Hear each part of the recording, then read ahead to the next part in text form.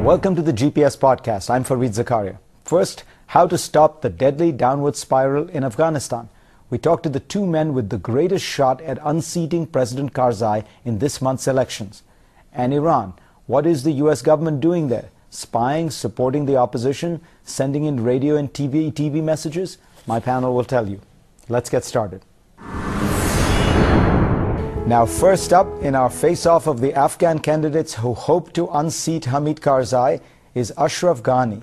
He is a former finance minister of Afghanistan who was educated in the United States at Columbia University. He has a PhD. He's been a guest on our program before, so I welcome him back. Mr. Ghani is coming to us from a tent in Kabul. Welcome, Ashraf. Thank you very much. It's a pleasure to be with you, Fareed. Ashraf, begin by telling us what you think went wrong with Hamid Karzai's government. He comes into power with a great deal of hope. You were there at the time. You saw it. What happened?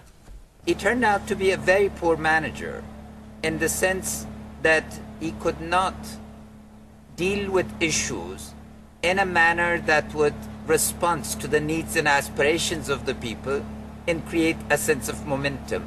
The other side is tolerance for corruption that grew into a massive disease, into a cancer that's eating through the society, and then the poor quality of governance. The people he appointed to central areas where today the heart of the insurgency is, these were people that had failed to govern before, and it was their bad behavior that had given rise to the Taliban. You said recently to George Packer of The New Yorker that Shakespeare is in some ways the best guide to what happened in Afghanistan. What did you mean by that? The palace is full of intrigues. It's all about tactical play. Who gets closer to the king? Because the style of that Karzai is created in the palace is much more like a medieval kingship, where there's intrigue all around. Somebody gets close in order to outmaneuver somebody else. All is a game of pretension, and King Lear does not understand that he's being fooled. So it's there where we're really getting the sense of a Shakespearean tragedy, because it truly is tragic. Afghanistan did not need to become what it has become. The fifth most corrupt government on earth, according to Brookings Index, the second failed state, the center of drug production, but most significantly, a place of disenchantment of the population with this government. You said something very significant. You said that he has restored the Taliban. So you believe that the failure of governance is at the heart of the rise of the Taliban and not a kind of military resurgence or Islamic ideology that is fueling this insurgency? I've talked to a lot of people in the South, where the heart of the insurgency is. And time and again, their story comes to one thing: an injustice that could no longer be tolerated and forced them to active resistance.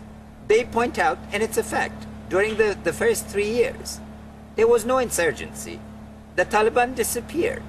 They became ordinary men and women, and some went away. So 80% of what's happening in Afghanistan is due to bad governance. Lots of people are advocating some kind of national reconciliation, talking to the Taliban, reaching out. I've written about it. The Foreign Secretary in Britain recently gave a speech advocating it. It doesn't seem to really be happening in Afghanistan. Is that because Karzai is not making the effort? Is it because so far the Taliban are not responding? How would they trust in his word, where we, who were his closest colleagues at one time, cannot trust in his word? The president changes his mind on an hourly basis, save a daily basis. He makes policy on the hoof. First, we need to get a ceasefire. This is not going to be an easy issue, but we need to try everything possible so we can build a ceasefire, and once we have a 3-year of a ceasefire, then we can discuss the second issue, an exit date for international forces. The international forces in Afghanistan in general, and those of the United States in particular, are not here to colonize Afghanistan or to build an empire. They are here to create a stable Afghanistan that would be a source of stability to the region and the world at large. So we have an organic basis for a partnership between the Afghan people who strive for nothing else but stability, peace and prosperity in the international community. But we have not had an Afghan leadership that can credibly represent the wishes and aspirations of the Afghan people to the international community and take the kind of actions that would establish the political framework for a lasting peace and a just order.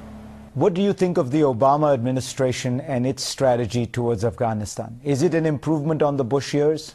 There's a very good team, from the president himself to General Jones at the National Security Council, Secretary Clinton, Ambassador Holbrooke, and Ambassador Eikenberry.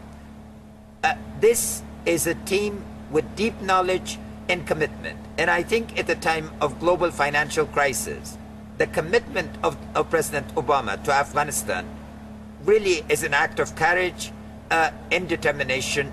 He has honored his campaign promise. We in Afghanistan, in the region, need to help him gain credible momentum so his commitment can be appreciated and that the American public can be persuaded that the commitment was wise, timely, and effective.